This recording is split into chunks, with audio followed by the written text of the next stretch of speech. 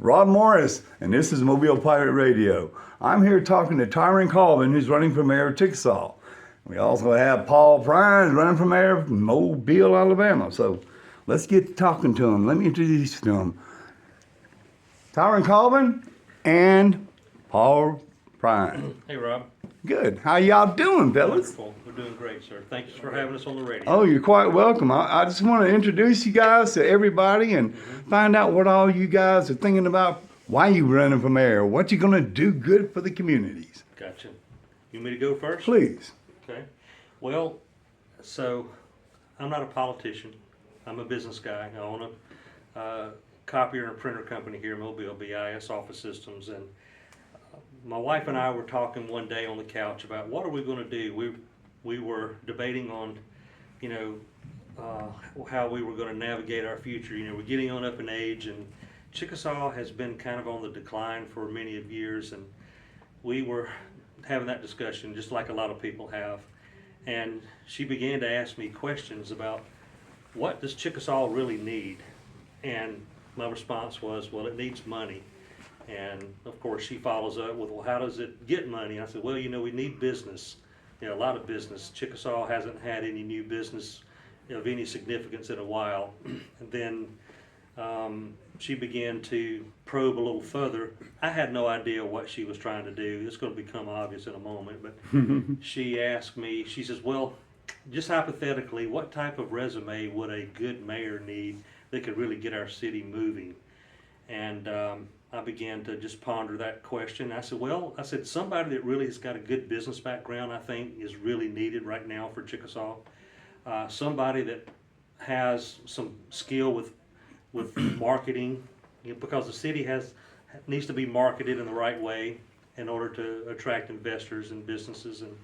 And then I said, we probably need someone that knows how to develop business, and then also someone that knows how to sell and negotiate deals and things of that nature. That's when she looked at me and she goes, well, isn't that your resume? And Fits you to a T, right? that actually is my resume, because I'm skilled in all those areas, and that's what I do all day, and I'm comfortable with that. And I started my business at a time when the economy was as bad as I've ever seen it, but I didn't know that at the time.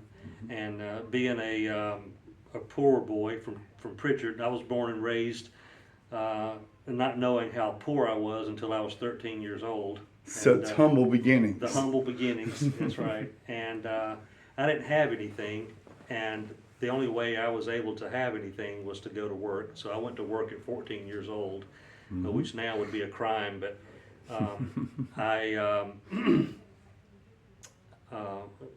anyway, I wound up telling Teresa that I could probably do for Chickasaw what I do for this. I could do for Chickasaw what I do for my current business. And Teresa is your wife. Yes, and but like I say, when I started this business here, I didn't have a plan B, and that's pretty much the way I've been my whole life, is that I've never had a plan B. Just jump in with both legs, It was right? all or nothing. Okay. And I started this business in 2009 when I had nothing. When the business economy was as bad as it could have possibly have been. The oil spill happened. We had a brand new president of the United States. Barack Obama was the president at the time, and then he was trying to change a lot with the health care. The housing market was down. The financial market was destroyed. It was just horrible. It was bad. That's when I elected to open this company, BIS Office. That's crazy. I know it. And somehow or another it made it. Well, like I say, since I have the no plan B mentality, not that I don't have a contingency plan, but I just don't expect to have one. Let's put it like that. There you go. Donald Trump even said he hates to lose. He's not going to lose. Well, and you remind me of the President of the United States, Tyran, because you are a successful businessman, and government should be ran like a business. There's no reason to put a politician in office because they're just trying to make money for this person and that person and this business. But you are in it to make Chickasaw grow, right? Well, that's my theme. And we don't need a politician in office. We need somebody who knows how to run a business and how to run a city business And I think you just might be the man. Well, you know, a lot has to depend on what the good Lord has in store for me, because I'm only an instrument of what He wants. But I was Amen. I was prayerful about this, and Uh-huh. I feel like I was led to do this. And you know, so we're going to see. There you go. With divine intervention, we just might have a new mayor in Chickasaw, y'all. And next over here, we got Mr. Paul Prine. Thank you. Talk to us about yourself, son. Let us know what's going on. Well, believe it or not, Tyran's a really good friend of mine. We've been friends probably better part of about 25 years or more. And, you know, the same challenges that he is facing in Mobile, we are really, or correction, he's facing in Chickasaw, we're facing in Mobile, just at a bigger scale. That's right. And so what does that mean? When you talk about business development and business growth, you know, recently, a year and a half, 2 years ago, Mobile annexed over 20,000 residents into the city of Mobile.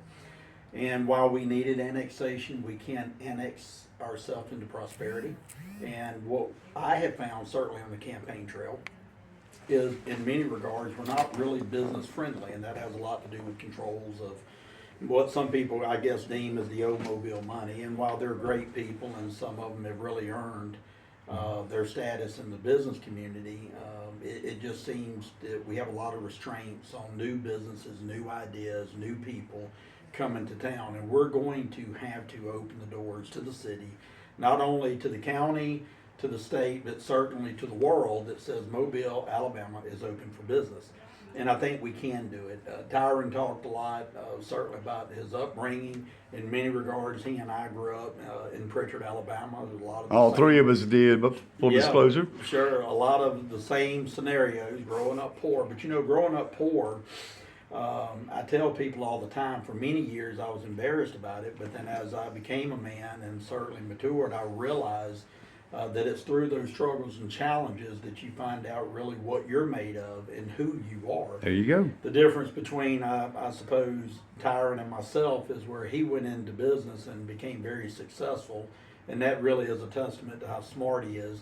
Yes, I sir. went into a life of law enforcement. I've been a law enforcement officer for 30 years. Incidentally, I was a police officer for over 3 years with Chickasaw. And, I did not know that. yes, Okay. sir. And the last 27 years with the city of Mobile, working my way up as the CEO in many regards, as the chief of police for the Mobile Police Department.